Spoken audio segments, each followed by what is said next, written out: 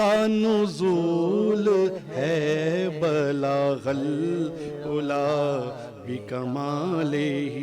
اعوذ باللہ من الشیطان الرجیم، بسم اللہ الرحمن الرحیم۔ اللہم صلی علی سیدنا و حبیبنا و شفیعنا و کریمنا و رؤوفنا و نورنا و ملجانا و مأوانا و مولانا محمد صلی اللہ علیہ وآلہ و صحبہ وبارک وسلم۔ یا صاحب الجمال و یا سید البشر من وجہک المنیر لقد نور القمر لا يمکن الثناء کما کان حقہ بعد از خدا۔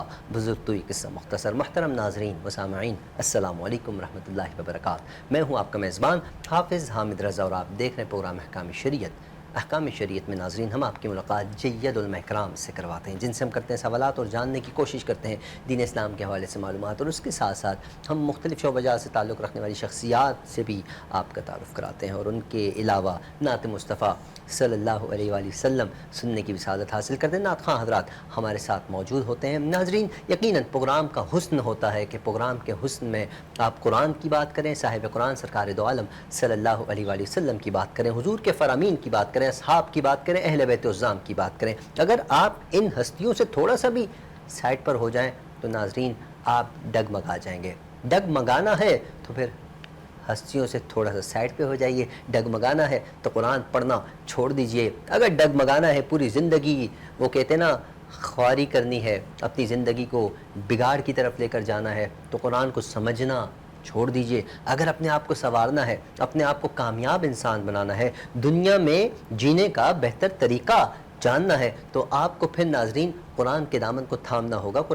قرآن کے ساتھ ساتھ ان احباب کے دامن کو تھامنا ہوگا کہ جو قرآن کو سمجھتے ہیں، جو قرآن کو پڑھتے ہیں، جو قرآن کے علم کو جانتے ہیں کہ قرآن مجھ سے، آپ سے، ہم سب سے کیا تقاضا کر رہا ہے۔ انہیں علماء کہا کرتے ہیں۔ العلماء ورثۃ الانبیاء، یہ علماء اکرام انبیاء کے وارث ہیں ناظرین اکرام۔ تو ان سے جاننے کے لیے، علم سمجھنے کے لیے آپ کو صحبت میں رہنا ضروری ہوتا ہے۔ یہی احکام شریعت پروگرام کا مقصد ہے کہ علماء اکرام کی صحبت میں رہیں، ہم ان سے جان سکیں کہ قرآن، صاحب قرآن کیا فرماتے ہیں، اللہ کے حبیب کے دور میں اور آج کے دور میں کیا فرق ہے۔ تب جو حضور پر اپنی جانیں لٹانے کے لیے ہم وقت تیار رہا کرتے تھے، جنہیں ہم اصحاب کے نام سے جانتے ہیں، اور آج جو امتی کس انداز میں سرور کائنات جناب محمد مصطفیٰ صلی اللہ علیہ وآلہ وسلم پر اپنی جان لٹانے کے لیے تیار بیٹھا ہے، صرف تیار ہی بیٹھے ہیں ناظرین اکرام۔ ہم حضور کی سنتوں پر تو عمل پیرا ہو نہیں پاتے، لیکن جان لٹانے کے دعوے ضرور کرتے ہیں۔ ایسا نہیں ہے کہ ایسے لوگ پائے نہیں جاتے، بہت پائے جاتے ہیں، آپ کو ملیں گے، بہت زیادہ ملیں گے۔ اللہ کرے اور اضافہ ہو، یہی تو خوبصورتی ہے، حسن ہے آپ کی زندگی میں نکھار لانے کے لیے۔ اور اس کے علاوہ ناظرین، جب اللہ نے اپنے انبیاء اکرام کو دنیا میں مبعوث فرمایا تو تمام انبیاء اکرام کے لیے امتحان، کڑا امتحان ان کا دنیا میں انتظار کر رہا تھا۔ اسی امتحان میں حضرت ابراہیم علیہ السلام بھی شامل ہوئے، اسی امتحان میں حضرت موسیٰ علیہ السلام، حضرت یونس علیہ السلام، مچھلی کے پیٹ میں آپ دیکھتے ہیں ناظرین کرام، حضرت یوسف علیہ السلام کو معلوم ہے کہ میرے والد کہاں موجود ہیں، نہیں جاتے، پوری زندگی ان کی تقریباً آدھی زندگی گزر جاتی ہے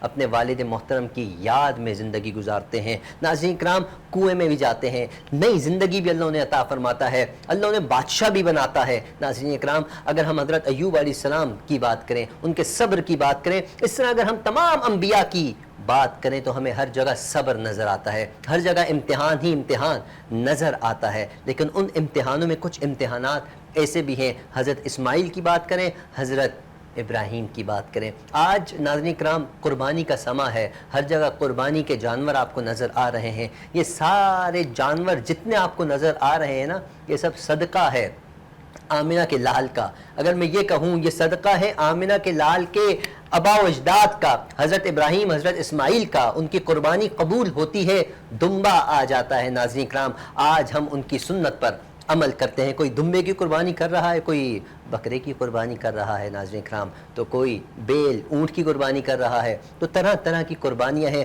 قربانی بھی ہم سے اپنی قربانی بھی مانگتی ہے۔ ایسا نہیں کہ ہم بڑے بڑے جانور لے کر آ گئے، قربانی کر لی، ہم نے سنت پر عمل کر لیا، اللہ کو راضی کر لیا، ایسا نہیں۔ قربانی مجھے اپنی بھی دینی ہوگی، اپنے نفس کی قربانی بھی دینی ہوگی۔ اس پر بات کریں گے، آج ہم حج کے حوالے سے بھی بات کریں گے کہ جو مسلمان اس وقت پوری دنیا عالم سے مسلمان حج بیت اللہ کی سعادت حاصل کرنے اس وقت موجود ہیں، حرم کی سرزمین پر۔ اللہ کرے اگلا سال ہمیں بھی میسر ہو جائے، جتنے ناظرین یہاں موجود حاضرین، جتنے ناظرین ہمیں دیکھ رہے ہیں، اگلے سال ہمیں بھی یہ مقام حاصل ہو جائے کہ ہم حج بیت اللہ کی سعادت حاصل کر رہے ہوں۔ حج بیت اللہ پر بھی بات کریں گے، عید اور عید قرباں پر بھی بات کریں گے۔ ہمارے ساتھ بات کرنے کے لیے موجود ہیں بہت پیاری شخصیت، کافی دنوں بعد ہمارے اس پروگرام میں تشریف لائے ہیں، بہت عرصے سے ہم ان کا انتظار کر رہے تھے، بہت خوبصورت انداز میں گفتگو فرماتے ہیں۔ میری مراد محترم المقام جناب مفتی قدرت اللہ شاذلی صاحب، آئیے آپ کی ملاقات کرواتے ہیں۔ السلام علیکم مفتی صاحب۔ وعلیکم السلام ورحمۃ اللہ وبرکاتہ۔ کیسے مزاج، خیریت سے؟ الحمدللہ، جزاک کافی اللہ۔ عرصے بعد آپ تشریف لائیں حضرت۔ آپ کی ذرا نوازی، آپ نے یاد فرمایا، حاضر ہو گئے جی۔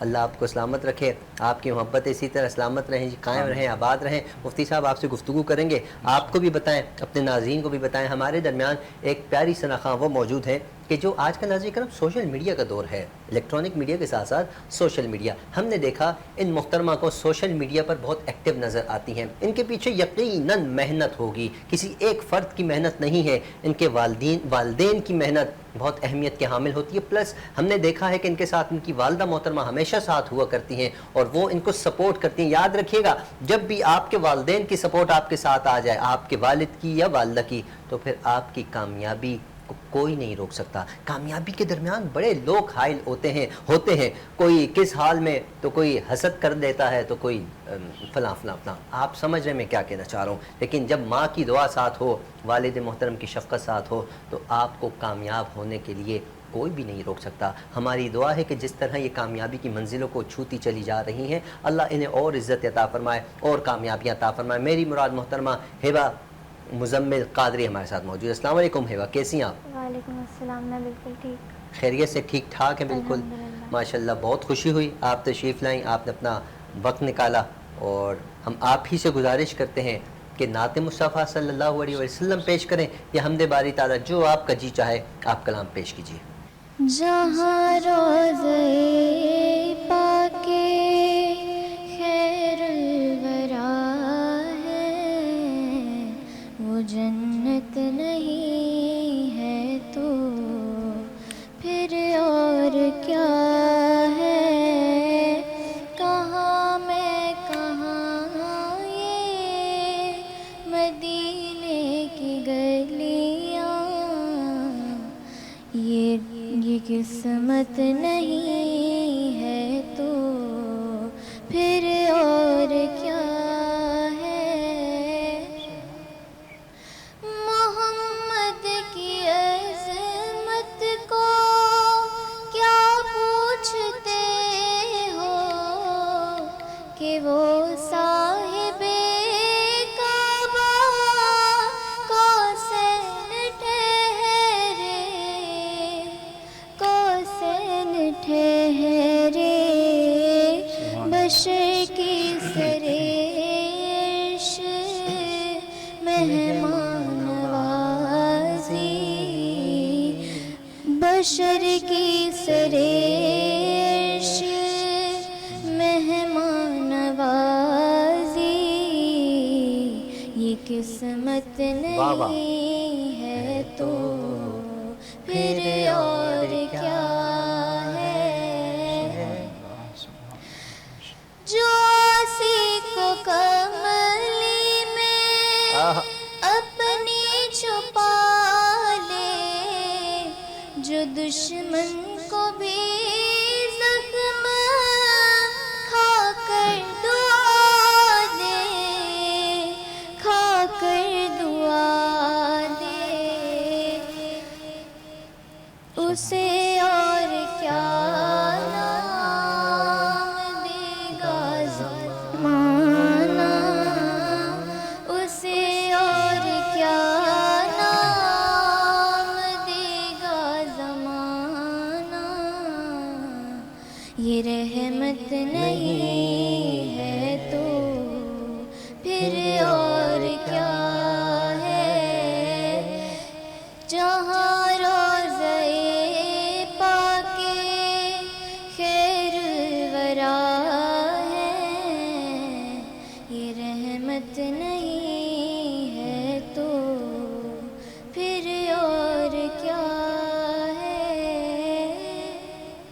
ماشاءاللہ، جہاں روضہ پاک خیر الورا ہے، وہ جنت نہیں ہے تو پھر اور کیا ہے، تیری جالیوں کے نیچے تیری رحمتوں کے سائے، جسے دیکھنی ہو جنت وہ مدینہ دیکھ آئے۔ نہ یہ بات شان سے ہے، نہ یہ بات مال و زر کی، ارے وہی جاتا ہے مدینے آقا جسے بلائیں۔ بہت خوبصورت انداز میں بارگاہ رسالت مآب میں نذرانہ عقیدت پیش کرنے کی سعادت حاصل فرما رہی تھیں ہبہ مزمل صاحبہ۔ اللہ آپ کی آواز میں برکت عطا فرمائے۔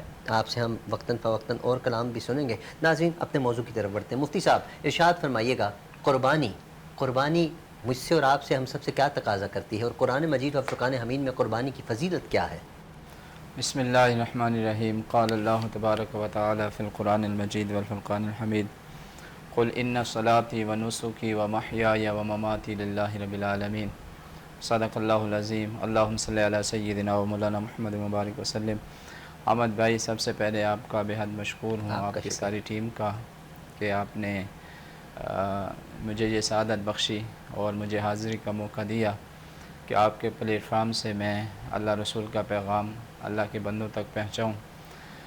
جہاں تک بات ہے قربانی کی، تو قربانی یہ اللہ تعالیٰ کا بہت بڑا افضل ترین عمل ہے، بے شک، اور قربانی بھی وہی مالک کی بارگاہ میں قبول ہوتی ہے جو خالصتاً اس کی رضا کے لیے کی جائے۔ بالکل۔ جو آیت مبارکہ میں نے آپ کے سامنے پڑھی ہے، اس میں اللہ فرما رہا ہے، محبوب آپ فرما دیجئے، ان صلاتی و نسکی، بے شک میری نماز، میری قربانی، و محیای و مماتی، میرا جینا میرا مرنا، للہ رب العالمین، اس اللہ کے لیے ہے جو تمام جہان والوں کا رب ہے۔ تو اس کا مطلب یہ ہے کہ جب بندہ قربانی کرے تو اس کی نیت خالصتاً رب کی رضا ہونی چاہیے، کہ میرا رب مجھ پر راضی ہو جائے۔ اور مومن کی جو صفت اور علامت کامل ایمان کی آپ علیہ السلام نے بیان فرمائی وہ یہی ہے کہ آپ علیہ السلام نے فرمایا، من احب للہ و ابغض للہ و اعطى للہ و منع للہ فقد استکمل الایمان۔ جس نے کسی سے محبت کی، کسی سے بغض رکھا، کسی کو کچھ دے دیا، دینے سے ہاتھ روک لیا، اور پیش نظر صرف اور صرف اللہ کی رضا تھی، تو آپ علیہ السلام نے فرمایا اس خوش نصیب کا ایمان مکمل ہو گیا۔ تو قربانی جو اللہ کی رضا کے لیے کی جائے، کہ میرا رب مجھ پر راضی ہو جائے، اور یہ میرے محبوب صلی اللہ علیہ وسلم کی اور آپ علیہ السلام کی آباء و اجداد کی سنت ہے، اس کو زندہ کرنے کی نیت سے جب بندہ رب کی بارگاہ میں قربانی کرتا ہے، تو اللہ تعالیٰ کے محبوب صلی اللہ علیہ وسلم نے اس کے بہت سارے فضائل جو ہے نبی پاک صلی اللہ علیہ وسلم نے اپنے فرامین میں بیان فرمائے ہیں۔ رسول پاک صلی اللہ تعالیٰ علیہ وسلم نے ارشاد فرمایا کہ جب بندہ قربانی والے دن سید عائشہ صدیقہ رضی اللہ تعالیٰ عنہ سے روایت ہے، نبی پاک صلی اللہ علیہ وسلم نے فرمایا کہ قربانی والے دن کسی بندے کا کوئی بھی عمل اللہ کی بارگاہ میں قربانی کے خون بہانے سے زیادہ جو ہے وہ محبوب نہیں ہے۔ یعنی اللہ کی بارگاہ میں سب سے زیادہ پسندیدہ عمل یہ ہے کہ اس کی بارگاہ میں عید والے دن اس کی بارگاہ میں قربانی کی جائے، قربانی کے جانور کا خون بہایا جائے، میرے رب کو یہ بہت زیادہ پسند ہے۔ آپ علیہ السلام نے فرمایا کہ قربانی کا جانور قیامت والے دن اپنے بالوں کے ساتھ، اپنے سینگوں کے ساتھ، اپنے کھروں کے ساتھ آئے گا، اور قربانی کے خون کا قطرہ زمین پر گرنے سے پہلے وہ قبولیت کا درجہ اللہ کی بارگاہ میں حاصل کر لیتا ہے۔ اس لیے خوش دلی کے ساتھ اللہ کی بارگاہ میں قربانی کیا کرو۔ اسی طرح سیدنا ابو ہریرہ رضی اللہ تعالیٰ عنہ بھی راوی ہیں، آپ علیہ السلام نے فرمایا، تمہاری عید والے دن دمبے کی قربانی کرنا، یہ جو تمہارا عمل ہے یہ تمہارے رب کو بہت زیادہ پسند ہے۔ یعنی قربانی والے دن اللہ کو سب سے زیادہ محبوب ترین جو عمل ہے وہ یہ ہے کہ اس کی بارگاہ میں اس کی رضا کے لیے ایک جانور کو قربان کیا جائے۔ یہ اللہ کو بہت زیادہ یہ عمل پسند ہے، اور اللہ اس بات پر بہت زیادہ خوش ہوتا ہے۔ اسی طرح سنن ابن ماجہ میں بھی روایت ملتی ہے، حضرت زید بن ارقم رضی اللہ تعالیٰ عنہ راوی ہیں، صحابہ کرام نے عرض کی، یا رسول اللہ صلی اللہ علیہ وسلم یہ قربانیاں کیا ہیں؟ آپ علیہ السلام نے فرمایا، یہ تمہارے والد حضرت ابراہیم علیہ السلام کی سنت ہے۔ عرض کی، یا رسول اللہ صلی اللہ علیہ وسلم ہمیں اس میں کیا ملے گا، ہمارے لیے کیا ہے؟ آپ علیہ السلام نے فرمایا، جانور کے ہر بال کے بدلے میں تمہارے لیے عظیم نیکی ہے۔ عرض کی، یا رسول اللہ صلی اللہ علیہ وسلم اون کے بارے میں ہمارے لیے کیا ہے؟ کس کے بارے میں؟ اون کے بارے میں کیا ہے؟ تو آپ علیہ السلام نے فرمایا، اون کے ہر بال کے بدلے میں بھی تمہارے لیے ایک نیکی ہے۔ تو آپ اندازہ لگائیں کہ ایک جانور کے جسم پر اتنے کثیر بال ہوتے ہیں کہ جن کو شمار کرنا ممکن ہی نہیں ہے۔ تو یہ تشبیہ دینے کا مقصد یہ ہے کہ اللہ اپنے بندے کو اس عمل پر بے تحاشا اجر و ثواب عطا فرماتا ہے، جس کو شمار کرنا اس کے بس کی بات نہیں ہے۔ تو اس لیے جو صاحب استطاعت ہیں ان کو چاہیے کہ وہ اللہ کی بارگاہ میں ضرور قربانی کریں۔ ایک عام سا سوال بچوں ہونے کے ناطے بچوں والا سوال کر دوں، اجازت ہو تو؟ جیسے ہم نے دیکھا ہے کتابوں میں اکثر اوقات دمبے کا ذکر ہوتا ہے نا، تو کیا ایسا ہے کہ دمبے کی قربانی کرنے پر زیادہ ثواب ملتا ہے؟ کسی بھی قربانی، کوئی بھی قربانی جیسے بکری آپ کی علیہ ہوتی ہے، السلام نے 4 قسم کے جانوروں کی قربانی کی جو ہے وہ حکم ارشاد ثواب فرمایا سب کا برابر ہے؟ ثواب سب کا برابر ہے۔ 4 قسم کے جانور ہیں، بکرا بکری ہو گیا، دمبا بھیڑ ہو گئی، اسی طرح گائے بیل ہو گیا، اسی طرح بھینس ہو گئی، اونٹ ہو گیا۔ تو یہ جانور آپ علیہ السلام نے ان کا خصوصیت کے ساتھ ذکر کیا کہ ان کی قربانی کریں۔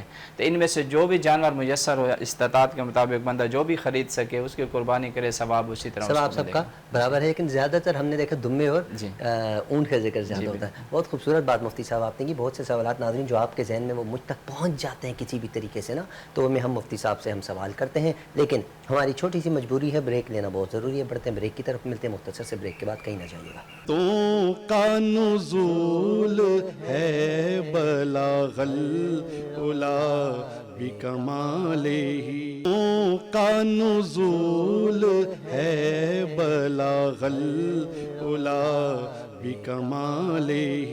ویلکم بیک ناظرین، آپ دیکھ رہے ہیں پروگرام احکام شریعت، میں ہوں آپ کا میزبان حافظ حامد رضا۔ ہمارے ساتھ ہبہ مزمل قادری موجود ہیں جو نعت مصطفیٰ صلی اللہ علیہ وآلہ وسلم پیش کر رہی ہیں، اور ان کے ساتھ ساتھ مفتی قدرت اللہ شاذلی صاحب جو بہت خوبصورت انداز میں گفتگو فرما رہے ہیں۔ مفتی صاحب، ہماری بریک پہ جانے سے پہلے قربانی کے حوالے سے بات ہو رہی تھی۔ حج کا بھی موسم ہے، حج کا سیزن ہے، حجاج اس وقت حج بیت اللہ کی سعادت حاصل کرنے کے لیے حرم شریف کے ارد گرد موجود ہیں، کیا فرماتے ہیں حج کی فضیلت کے حوالے سے بھی؟ جی بہت بہت شکریہ حامد بھائی۔ حج اللہ تعالیٰ کے قرب کا ایک بہت بڑا ذریعہ ہے، اور جتنی عبادات اللہ تعالیٰ نے بندے پر فرض کی ہیں، کچھ بدنی ہیں اور کچھ جو ہیں وہ مالی ہیں، لیکن حج وہ واحد عبادت ہے جس میں جو ہے وہ بدن کو، جسم کو بھی مشقت اٹھانی پڑتی ہے اور مال بھی خرچ کرنا پڑتا ہے۔ یعنی یہ واحد عبادت ہے جس میں 2 قسم کی عبادات اللہ نے ایک جگہ جمع کر لی ہیں، اور اس کے بارے میں اللہ تعالیٰ قرآن پاک میں ارشاد فرماتا ہے وَلِلَّهِ عَلَى النَّاسِ حِجُّ الْبَيْتِ مَنِ اسْتَطَاعَ إِلَيْهِ سَبِيلًا، کہ جو صاحب استطاعت ہے، استطاعت رکھتا ہے، اس کے لیے اللہ کے گھر کا حج کرنا ضروری ہے، فرض ہے۔ اور میرے محبوب صلی اللہ علیہ وسلم نے حج کے بہت سارے فضائل بیان فرمائے ہیں۔ بخاری شریف کے حدیث مبارک ہے، نبی پاک صلی اللہ تعالی وسلم کی بارگاہ میں عرض کی گئی، یا رسول اللہ صلی اللہ علیہ وسلم، اللہ کی بارگاہ میں سب سے زیادہ افضل ترین عمل کون ہے، کون سا ہے؟ آپ علیہ السلام نے فرمایا اللہ اور اس کے رسول صلی اللہ علیہ وسلم کی ذات پر ایمان لے آنا، یہ سب سے افضل ترین عمل ہے۔ سبحان اللہ۔ عرض کی یا رسول اللہ صلی اللہ علیہ وسلم، اس کے بعد کون سا عمل افضل ہے؟ تو آپ علیہ السلام نے فرمایا اللہ کی راہ میں جہاد کرنا، یہ سب سے افضل ترین ہے۔ بات ہے جی۔ سائل نے تیسرا سوال کیا، اللہ کے حبیب صلی اللہ علیہ وسلم اس کے بعد کون سا عمل سب سے زیادہ افضل ہے؟ تو آپ علیہ السلام نے فرمایا حج مبرور، وہ حج جو اللہ کی رضا کے لیے کیا جائے، وہ اللہ کی بارگاہ میں سب سے فضیلت والا عمل جو ہے درجہ رکھتا ہے۔ اسی طرح آپ علیہ السلام ایک اور مقام پر ارشاد فرمایا، سیدنا حضرت عبداللہ ابن عباس راوی ہیں، حضرت عبداللہ ابن مسعود سے بھی یہ روایت منقول ہے کہ آپ علیہ السلام نے فرمایا حج اور عمرہ یہ محتاجی کو ایسے ختم کر دیتے ہیں جیسے بھٹی لوہے، چاندی اور سونے کے میل کو دور کر دیتی ہے، اس طرح بندے کو، اور فرمایا بندہ گناہوں سے ایسے پاک ہو جاتا ہے جیسے اس دن گناہوں سے پاک تھا جس دن وہ ماں کے پیٹ سے پیدا ہوا۔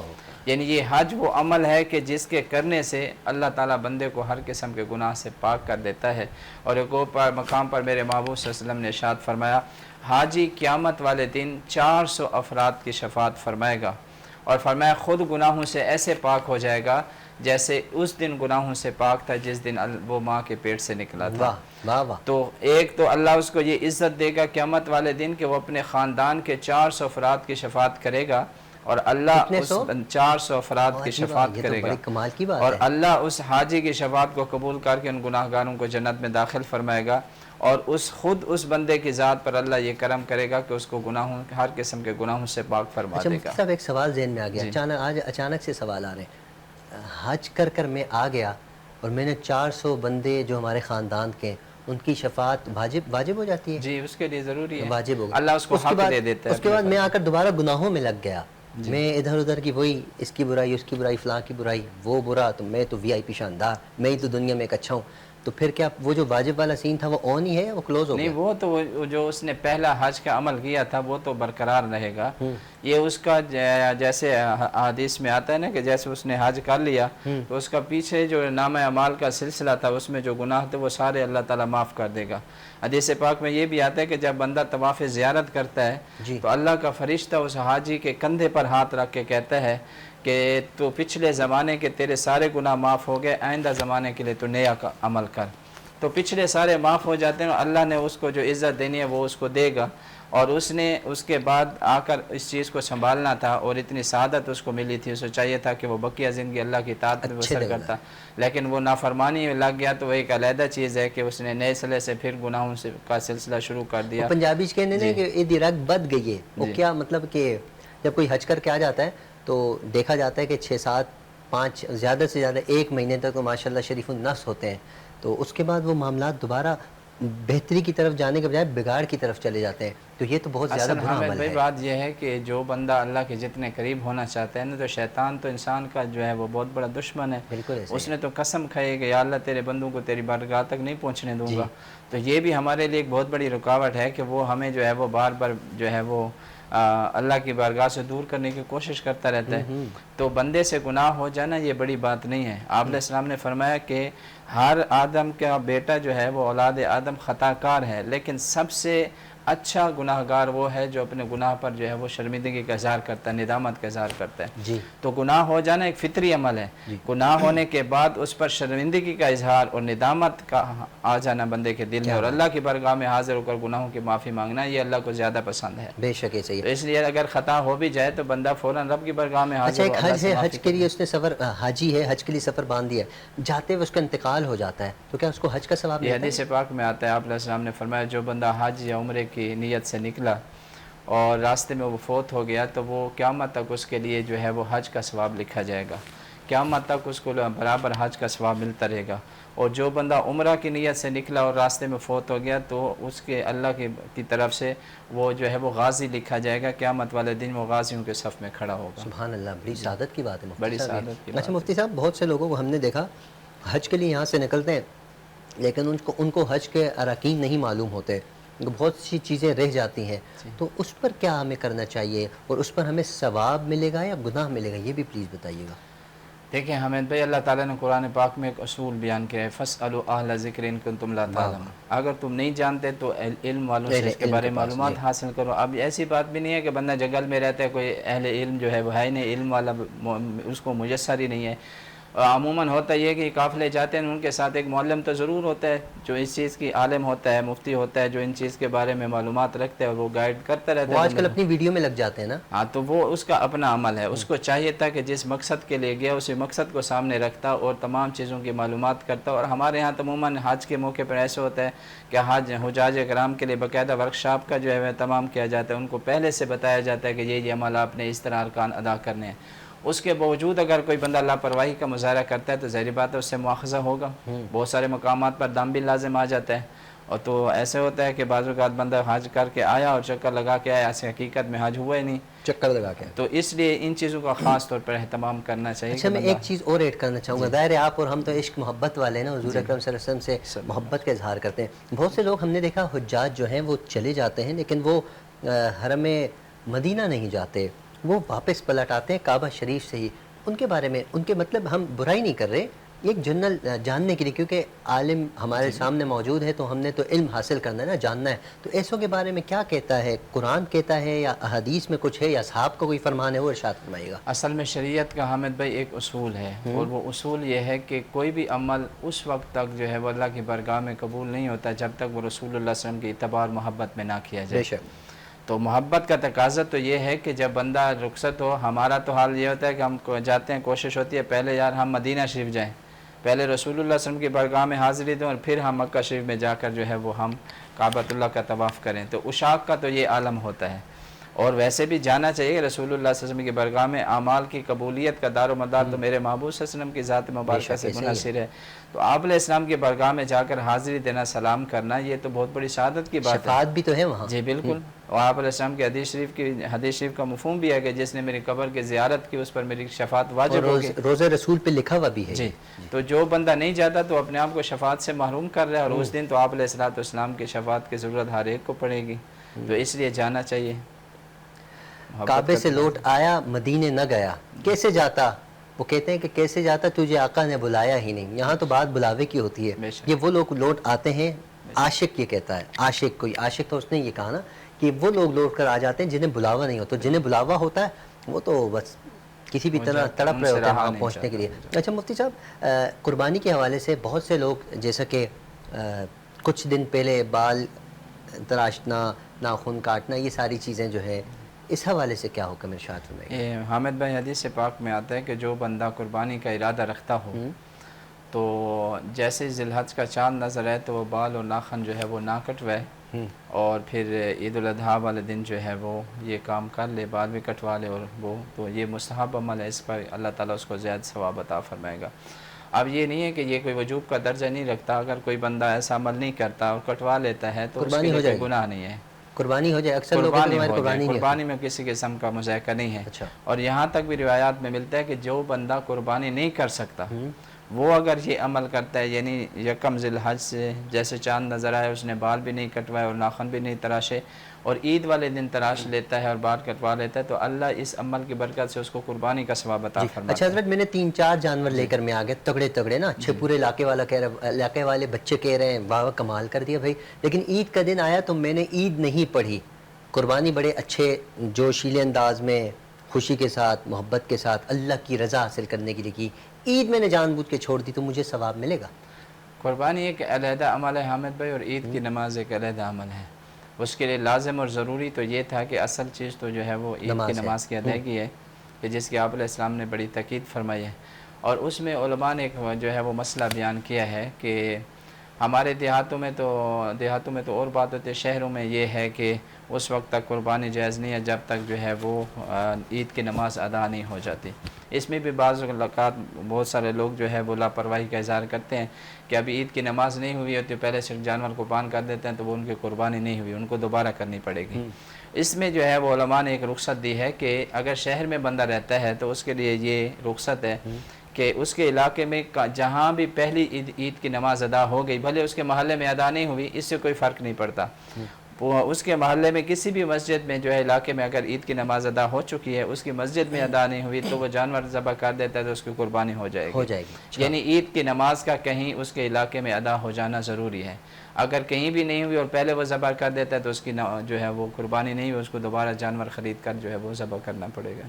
اچھا مفتی صاحب، قربانی ہی کی بات ہو رہی ہے، میں چاہوں گا اسے ہم تھوڑا سا اور کنٹینیو کر لیں کہ عید قربان سے پہلے فریج کے ریٹ سننے میں آئے بہت بڑھ گئے نا، اور مارکیٹ میں آپ جائیں تو ڈیپ فریزر جو ہے اچھے خاصے مہنگے دام میں، اور بہت سے لوگ تو سیل کر رہے ہیں، پرانا ہے نئے لے لیں گے، عید پہ کام آتا ہے۔ تو یہ جو محرم تک گوشت چلتا ہے، پھر اس کے بعد محرم 10 محرم، ہم حضرت امام حسین کے بھی تو ماننے والے، حلیم کا اہتمام بڑے جوشیلے انداز اور بڑے اچھے انداز میں ہوتا ہے، اس حوالے سے کیا کہتے ہیں جو گوشت میں نے رکھا ہوا ہے پورے 3 مہینے تک، اس کا کیا کروں میں؟ شریعت نے جو قربانی کے گوشت کا جو بہترین جو ہے طریقہ بیان فرمایا وہ یہ ہے کہ قربانی کے گوشت کے جو ہے وہ 3 حصے کیے جائیں۔ ایک حصہ اپنے لیے رکھا جائے گھر والوں کے لیے، ایک غریب و مسکینوں میں تقسیم کیا جائے، اور ایک حصہ جو ہے وہ رشتہ داروں میں تقسیم کیا جائے۔ یہاں الٹا ہے، ایک میں اپنے لیے رکھتا ہوں، ایک وائف کے لیے، ایک بچوں کے لیے، 3 اس طرح نہیں، اس طرح نہیں، اس طرح قربانی میں ایک ہو جائے حصہ گی۔ جب اپنی ذات کے لیے رکھیں گے تو اس میں بیوی بچے بھی شامل ہو گئے، اور جو ہے دوسرا ہوگا اور رشتہ داروں کے لیے، تیسرا حصہ غریبوں کے لیے ہوگا۔ یہ سنت طریقہ آپ علیہ السلام نے جو بیان فرمایا تاکہ وہ لوگ جو قربانی نہیں کر سکے آپ کے علاقے میں، وہ بھی جو ہے قربانی کا گوشت کھا کے وہ بھی اس خوشی میں جو ہے وہ شریک ہو سکے۔ اور اگر کوئی بندہ تقسیم نہیں بھی کرتا اور سارا بھی رکھ لیتا ہے تو اس کے لیے کوئی مذائقہ نہیں ہے، لیکن سنت کے خلاف اس نے عمل کیا۔ سنت یہ تھا کہ وہ اس طرح کرتا کہ خود بھی استعمال کرتا، غریبوں میں بھی تقسیم کرتا، رشتہ داروں کو بھی دیتا، تو ایک صلہ رحمی کا بھی جو ہے وہ اس کا حق، اس کو ثواب مل جاتا، اور غربا کی کو کھانا کھلانے کا ثواب بھی اللہ تعالیٰ اس کو عطا فرما دیتا، تو اس سے وہ محروم ہو جائے گا۔ بالکل، یہ بہت سے ناظرین اس طرح کے بہت سے سوالات ذہن میں ہیں، کچھ ایسے ہیں کہ جو سوال کرتے ہوئے تھوڑی سی چہرے پر مسکراہٹ آ جاتی ہے، کیونکہ فریج کے ریٹ تو یقیناً اس وقت آپ یقین نہیں آتا میری بات پہ تو گوگل کے ریٹ دیکھ لیجیے آج سے 4 ہفتے پہلے، اور ابھی جا کر مارکیٹ میں پتہ کیجیے، آپ کو انداز ہو جائے گا۔ کیونکہ میں مسلمان ہوں، رمضان کی جب بات آتی ہے تو رمضان سے پہلے آپ مارکیٹ کا رخ کیجیے، پھر رمضان سے 1 دن پہلے یا رمضان والے دن جا کر مارکیٹوں کا رخ کیجیے، اسپیشلی پھل جو میں اور آپ کھاتے ہیں، دبا کر کھاتے ہیں اور کھانے میں چاہیے، صحت بنتی ہے، تو وہ مہنگے ہو جاتے ہیں کیونکہ میں مسلمان ہوں۔ اسی طرح جب محرم کی بات آئے تو دیگوں کے ریٹ آپ جانیں وغیرہ وغیرہ، کیونکہ میں مسلمان ہوں، بات وہی آ جاتی ہے۔ ہم مسلمان تو ہیں لیکن مسلمان صرف نام کے ہیں، ہم مسلمان بنے کاش کے کام کے بھی بن جائیں، ہم مسلمان بنے کاش کے انسانیت بھی ہمارے اندر آ جائے، لیکن نہیں ہے۔ عید کے دن بھی ہم کیا کرتے ہیں، دوسرے کے گیٹ کے آگے جانور لٹا دیا۔ مفتی صاحب میں اس پر بھی جاننا چاہوں گا، قربانی میرے گھر کے پاس ہو رہی ہے، سامنے والوں کے گھروں کو ہم خراب کر دیتے ہیں، کچرا جو سلسلہ ایک ہوتا ہے ہڈی وغیرہ وہ ہم وہاں پھینک دیتے ہیں، سارا کچرا وہاں. میں چاہوں گا صفائی تو نصف ایمان ہے، ہم بچپن سے سنتے آ رہے ہیں، اس پر بھی تھوڑا سا حکم یہ فرمائیے آپ گا. نے حامد بھائی بہت ہی خوبصورت سوال کیا جو اور کراچی بھر میں بھرا ہوتا ہے مسئلہ ہے، بہت وہ بڑا لاشیں مسئلہ ہے. بولتے ہیں، کیا بولتے ہیں پتہ نہیں اسے؟ جی ہمارے علائشیں. ہمارے ہاں یہ مسئلہ ہے کہ قربانی کے جانور لے کے آ جاتے ہیں اور جو شارع عام ہے، لوگوں کی عام گزرگاہ ہے، گلیاں ہیں، وہاں پر اپنے جانور باندھ دیتے ہیں. تو وہ اپنے جانور کی وجہ سے عام مسلمانوں کو جو ہے وہ گزرنے میں تکلیف، اس کو جو ہے وہ مشقت میں ڈال رہے ہیں. تو اس کی بھی اسلام اجازت نہیں دیتا. جی آپ علیہ السلام نے تو صحابہ کرام سے فرمایا کہ راستوں میں بیٹھنے سے بچو. اللہ. تو صحابہ نے عرض کی یا رسول اللہ صلی اللہ علیہ وسلم اس کے علاوہ چارہ نہیں ہے، ہم اکٹھے ہو کے بیٹھتے ہیں، چلو حال احوال اپنا جو ہے وہ باندھ لیتے ہیں، ایک دوسرے سے حال پوچھ لیتے ہیں. تو آپ فرمایا پھر اگر بیٹھتے ہو تو اس کا حق بھی ادا کرو. حق یہ ہے کہ لوگوں کو جو ہے نیکی کا حکم دو، برائی سے منع کرو. ٹھیک ہے، وہاں پر بھی بیٹھ کے تم نے نیکی کی دعوت دینی ہے. تمہاری نظریں نیچی ہونی چاہیے، تمہاری وجہ سے کسی کو تکلیف نہ ہو، بد نظری بھی نہ ہو. تو یہ آپ علیہ السلام نے اس حد تک جو ہے وہ احتیاط ارشاد فرمائی ہے. لیکن ہمارے ہاں عموماً یہی ہوتا ہے کہ جانور لے کے باندھ دیے، اپنے گھر کے پاس جگہ نہیں ہے تو گلی میں جو ہے وہ کسی جگہ بھی باندھ دیے، یا جیسے آپ نے فرمایا کہ قربان کرتے ہیں تو وہ گلی میں جو ہے وہ سارا گزرگاہ پہ. اب جس نے گزرنا ہے، جس نے قربانی نہیں کی، اس کا اس سے تعلق ہی نہیں ہے، اس کے لیے گزرنا مشکل ہوگا، اس کو مشقت میں ڈال دیا اور کسی مسلمان کو تکلیف میں مبتلا کرنا، یہ اسلام اس کی ہرگز اجازت نہیں دیتا. تو اللہ اور اس کے حبیب ناراض ہوتے ہیں اس پر. اور آپ نے گفتگو کے درمیان کہا کہ نیچے دیکھنا، ہمارے یہاں تو الٹا کسی سے کہتے ہو یا نیچے دیکھو، نظریں نیچے رکھو، خیال کیا کرو. آگے کہتے ہیں میری آنکھیں میری مرضی، ہم سائڈ سے نکل جاتے ہیں. کیا کریں ناظرین کرام، مجبور ہیں کیونکہ ہم مسلمان ہیں. اللہ ہمیں ہدایت عطا فرمائے. ناظرین بریک کی طرف بڑھتے ہیں، بریک کے بعد واپس آتے ہیں، گفتگو بھی کرتے ہیں، انشاءاللہ نعت بھی سنتے ہیں. کہیں بھی نہ جائیے گا. تو کا نزول ہے بلاغ العلا بکمالہ، تو کا نزول ہے بلاغ العلا بکمالہ. ویلکم بیک ناظرین، آپ دیکھ رہے ہیں پروگرام احکام شریعت. میں ہوں آپ کا میزبان حافظ حامد رضا. گلوبل ون پر یہ آپ پروگرام دیکھ رہے ہیں. گلوبل ون کا یہ طور امتیاز ہے کہ اچھے پروگرام لے کر آپ کی خدمت میں حاضر رہتے ہیں. ہمارے ساتھ ہبہ مزمل بھی موجود ہے. ہبہ مزمل، میں چاہوں گا تھوڑی آپ سے بھی بات چیت کر لیں. قربانی کا سماں ہے، جو ینگ جنریشن ہوتی ہے، گھر پہ جب قربانی کا جانور آتا ہے تو بہت خوش ہوتے ہیں. تو جب آپ کے گھر قربانی کا جانور ابھی یقیناً آ گیا ہوگا، اگر آ گیا ہے تو کیا فیلنگس ہے، کیسا پاتی ہیں، کیسا محسوس کرتی ہیں؟ جانور کو ہاتھ بھی لگاتی ہیں، ڈرتی ہیں، اس سے دور دور بھاگتی ہیں؟ مجھے تو ڈر لگتا ہے، میں قریب بھی نہیں جاتی. قریب ہی نہیں جاتی؟ جی، میں نیچے اترتی ہوں، دور بیٹھی ہوئی ہوتی ہوں بس. جی میں بیٹھی ہوئی ہوتی ہوں، بس دیکھتی رہتی ہوں. اچھا بتا، آپ دور سے دیکھتی رہتی، کبھی ہاتھ نہیں لگایا آپ نے؟ خیال کرنا چاہیے. ہمارے یہاں تو بچے جانور کو اتنا زیادہ چھیڑتے ہیں، جانور صاحب بھی جوش میں آ جاتے ہیں. تو کبھی ایسا ہوا آپ کی گلی میں، ایسا حادثہ پیش آیا کبھی جانور کو جوش آیا ہو اور اس نے بس ادھر سے ادھر سب دھرم بھرم کر دیا ہو؟ ایسا دیکھا کبھی آپ نے؟ اس کے بعد یہ ڈر پیدا ہوا ہوگا. اس سے پہلے بھی تھا. اچھا، اور پھر جب قربانی ہو جاتی ہے، جب گوشت گھر کے اندر آ جاتا ہے، اس وقت آپ کی کیا کیفیت ہوتی ہے؟ اس وقت میں کمرے میں بند ہوتی ہوں، میں گوشت کو ہاتھ نہیں لگاتی. اچھا، پھر جب اس کے بعد شام میں بن جاتا ہے، جی. تب کیا ہوتا ہے؟ تب باہر بیٹھی ہوئی ہوتی ہوں. کھاتی نہیں آپ گوشت؟ میں کھاتی ہوں، مما کے ساتھ ہیلپ کرتی ہوں بنانے میں. ہاں، یہ ضروری چیز ہے کیونکہ آپ ہیلپ کریں گی تو مما کو سپورٹ ملے گی. نہ بھی کریں، ابھی آگے جا کر لیجیے گا، کوئی مسئلے کی بات نہیں. لیکن یہ اچھا ہے کہ جو آپ کمرے کے اندر بند رہتی ہیں، کیونکہ اپنا بھی یہی وتیرہ رہتا ہے. میری بھی یہی کوشش ہو جب سب کچھ ختم ہو جائے اس کے بعد باہر جاؤں. میں کہوں بڑا تھک گیا ہوں آج میں. گھر والے کہتے ہیں واقعی لیٹ لیٹ کے بندہ تھک بھی جاتا ہے، تو کام بھی کر لینا چاہیے. تو ہم نعت مصطفیٰ صلی اللہ علیہ وآلہ وسلم کی طرف بڑھتے ہیں. ہبہ مزمل سے میں گزارش کروں گا نعت مصطفیٰ پیش فرمائیں. جی. وہ شہر محبت جہاں مصطفیٰ ہے، وہیں گھر بنانے کو جی چاہتا ہے. وہ سونے سے کنکر، وہ چاندی سی ماٹی، نظر میں بسانے کو جی چاہتا ہے. جو پوچھا نبی نے کہ کچھ گھر پہ چھوڑا، تو صدیق اکبر کے ہونٹوں پہ آیا.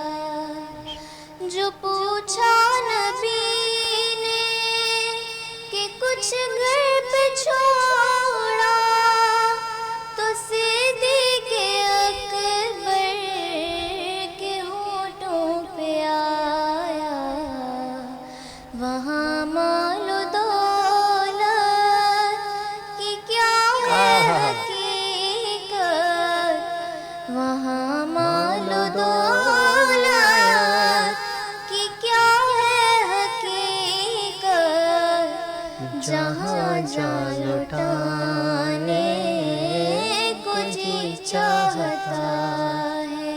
सुभान अल्लाह। सितारों से ये चांद कहता है दम, तुम्हें क्या बताऊं वो टुकड़ों का आलम। सितारों से ये चांद कहता है दम, तुम्हें क्या बताऊं वो टुकड़ों का आलम। इशारे में आका कि इतना मजा था कि फिर टूट जाने को जी चाहता है। वो शहरे मोहब्बत जहाँ मुस्तफा है, वहीं घर बनाने को जी चाहता है। माशाल्लाह माशाल्लाह, बहुत खूबसूरत आवाज़, बहुत खूबसूरत अंदाज़। अल्लाह आपके सोज़ में, आवाज़ में बरकत अता फ़रमाए। आपकी आवाज़ की ख़ासियत यह है कि इमोशनल वाइज है। ये आवाज़ बहुत कम लोगों की होती है। कोशिश कीजिएगा इसी तरह पढ़ती रहे। ये जो आजकल हमारे माशरे में तरह तरह के आ गए, सारे गामा पादानी सा नात में करने लग जाते हैं, कभी इस डगर पे न चलिएगा। आपकी आवाज़ बहुत अच्छी है, अल्लाह आपको और इज़्ज़तें और कामयाबियाँ अता फ़रमाएगा। मुफ्ती साहब, नात के दौरान एक शेर था जिसमें यकीनन हर आँख नम हो जाती है अगर बंदा उस गहराई में चला जाए। हमने तो वो मकाम भी देखा कि जहाँ हुज़ूर अकरम सल्लल्लाहु अलैहि वसल्लम ने खड़े होकर इशारा फरमाया था, चाँद दो टुकड़े हो गए थे। ये तो हुज़ूर का मौजज़ा है। मैं चाहूँगा इस मौके की मुनासबत से ये इरशाद फरमाए ना, ये मौजज़ा थोड़ा नाज़रीन से शेयर करें ना। जी, अल्लाह ताला ने अपने महबूब सल्लल्लाहु अलैहि वसल्लम को बेशुमार फ़ज़ाइल और कमालात से नवाजा है। जितने 1,24,000 कम व बेश अम्बिया अल्लाह ने मबूस फरमाए, उनको कोई ना कोई मौजज़ा या मौजज़ात देकर अल्लाह ताला ने दुनिया में भेजा। बेशक। लेकिन मेरे और आपके महबूब सल्लल्लाहु अलैहि वसल्लम की शान ये है कि अल्लाह ने रसूल पाक सल्लल्लाहु अलैहि वसल्लम को सरापा मौजज़ा बना के भेजा वाह है। वाह वाह, सुभान अल्लाह। हजूर की ज़ात ही सरापा मौजज़ा है। आपका दुनिया में आना मौजज़ा, आपका कलाम करना, आपका मुस्कुराना, आपका अपने ग़ुलामों की तरफ मोहब्बत से देखना, ये सारी चीज़ें मेरे महबूब सल्लल्लाहु अलैहि वसल्लम पत्थर के खा कर दुआ देना जी है जी। बिल्कुल, ये सारी चीज़ें मौजज़ात में शामिल हैं। तो ये चाँद जो दो टुकड़े करने का मौजज़ा है हामिद भाई, ये तो बड़ा मशहूर जो है वो मौजज़ा है, वाक़या है। अक्सर लोग जो है वो बयान करते हैं कि मेरे महबूब सल्लल्लाहु अलैहि वसल्लम ने जो है वो कुफ़ार मक्का के जो है वो तलब करने पर आपने जो है वो ये इरशाद फरमाया, ये मौजज़ा ज़हर फरमाया और उंगली का इशारा किया तो चाँद जो है वो दो टुकड़े हो गया। एक हिस्सा इस साइड पे हो गया और दूसरा इस साइड पे हुआ और फिर अल्लाह के हुक्म से दोबारा जो है वो मिल गया। तो ये अगर अक़ल के लिहाज से देखा जाए तो मौजज़ा होता ये है, मौजज़ा जो करामत है उसकी उलमा ने ये तारीफ़ की है कि हर वो जो है वो ख़ारिक़ आदत काम जो अक़ल में जो है अक़ल के तराजू पे ना तोला जा सके, अक़ल उसको तस्लीम ना करे कि ये कैसे हो सकता है, लेकिन वो अल्लाह की अता से होता है। अल्लाह ताला का जब हुक्म होता है तो नामुमकिन को भी मेरा मालिक जो है वो मुमकिन बना देता है। हज़रत अली की असर की नमाज का क़ज़ा हो जाना, फिर इशारे से सूरज का वापस आ जाना। तो इसके अलावा बहुत सारे हज़रत क़तादा की जो है वो निकली हुई आँख को दोबारा ठीक कर देना, हजूर के ग़ुलाम की पिंडली टूट जाती है, मेरे महबूब सल्लल्लाहु अलैहि वसल्लम में अपना दस्ते शफ़क़त फेरते हैं, लुआब दान लगाते हैं, टांग ठीक हो जाती है। तो अल्लाह ने महबूब सल्लल्लाहु अलैहि वसल्लम को इतनी शान और कमालात अता फ़रमाए हैं कि अगर हम बयान करने बैठ जाएँ तो वक्त के दामन में इतनी गुंजाइश नहीं है और हमारी ज़िंदगियाँ ख़त्म हो जाएंगी, लेकिन अल्लाह ने महबूब को जो अता फ़रमाया है उसको बयान करने किसी के बस की बात नहीं है। ये तो हम और आप जो है रसूलुल्लाह सल्लल्लाहु अलैहि वसल्लम का ज़िक्र खैर छेड़ के बैठ जाते हैं कि हजूर के मदा ख़ानों में और हजूर के सना ख़ानों में हमारा नाम आ जाए, तो ये भी बड़ी सादत की बात होती है। ये भी अल्लाह खुश नसीब लोग होते हैं जिनको अल्लाह ये तौफ़ीक देता है कि महबूब का ज़िक्र खैर वो करते हैं। तो दुआ ये करते हैं कि अल्लाह ताला हमें ये सारी ज़िंदगी ये सादत नसीब फरमाए रखे, इसी तरह और उसके महबूब सल्लल्लाहु अलैहि वसल्लम का ज़िक्र खैर बिल्कुल। ज़िक्र खैर की बात हुई है, हिबा मुज़म्मिल भी हमारे साथ हैं। हिबा, आपने नात सुनाई, मैं जानना चाहूँगा आपके फ़ेवरेट नातख़्वां कोई दो नाम हमें बता दीजिए। फ़ेवरेट नातख़्वां आपके कौन हैं? एक बशरफी और दूसरा नाम कोई? کوئی فیمیل میں کوئی فیوریٹ نعت خواہ آپ کی؟ فیمیل میں جویریہ سلیم. جویریہ سلیم. اچھا زہیب اشرفی صاحب کا کوئی وہ کلام جو آپ بہت زیادہ پڑھتی ہیں وہ یا بہت زیادہ شہر سنتی ہیں، وہ یہی کلام ہے، آپ نے انہی کو دیکھ کر یہ کلام پڑھنا اسٹارٹ کیا؟ چلیں بہت اچھی بات ہے. اچھوں کی صحبت یقیناً اچھا بناتی ہے، اچھوں کی نسبت بھی اچھا بناتی ہے. یقیناً ناظرین ہماری نسبت اچھی ہے، ہم نعت سنتے ہیں، نعت پڑھتے ہیں، یہی ہماری نسبت ہے، اور ہم چاہتے ہیں اسی میں ہمارا اختتام بھی ہو جائے. اور کیا ہی اختتام، خوبصورت اختتام ہو کہ جب دنیا سے جائیں تب بھی نعت پڑھتے ہوئے جائیں، اور جب دنیا میں موجود ہوں تب بھی نعت سنتے اور سناتے رہیں. یہی ہماری زندگی کا ایک حسن ہے، اور یہی زندگی کو نکھارتی بھی ہے. مفتی صاحب جاتے جاتے ہمارے پاس صرف مختصر سا ٹائم ہے، 1 سے 1.5 منٹ ہے، کوئی ناظرین کو، جوان نسل کو اسپیشل کوئی پیغام دینا چاہیں تو پلیز. نبی پاک صلی اللہ تعالیٰ علیہ وسلم کی جب ہم سیرت مبارکہ کا مطالعہ فرماتے ہیں تو حامد بھائی آپ علیہ السلام نے نوجوانوں کی سیرت پر اور ان کے کردار کو بہتر کرنے میں خاص طور پر آپ نے توجہ ارشاد فرمائی ہے، خاص طور پر توجہ ارشاد فرمائی.